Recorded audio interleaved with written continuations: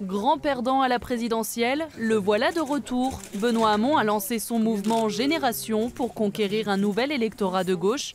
C'est à Dijon, à l'hôpital de la Chartreuse en grève depuis 35 jours, que son discours sur le service public était attendu.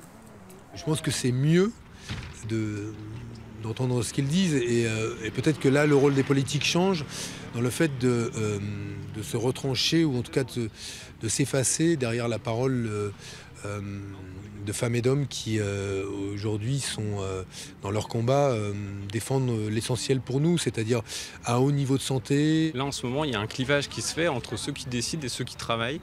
Et on essaye justement de rapprocher un peu les choses. Alors Benoît Hamon, oui, il est dans les sphères un peu de ceux qui justement décident ces choses-là. Et c'est bien qu'il rencontre les autres, ceux qui sont sur le terrain, ceux qui sont avec les patients.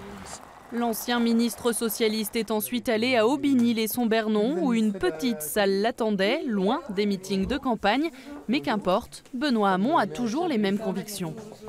Moi, j'essaye d'apprendre de ces confrontations, de ces moments où on va à la rencontre des Français. On se rend compte que ces idées ne sont pas forcément en phase à ce moment-là avec la population. On se rend compte aussi qu'il y a une pression au vote utile. Tout ça, j'ai beaucoup appris, mais ça ne m'empêche pas de me continuer à me battre pour ce que je crois juste.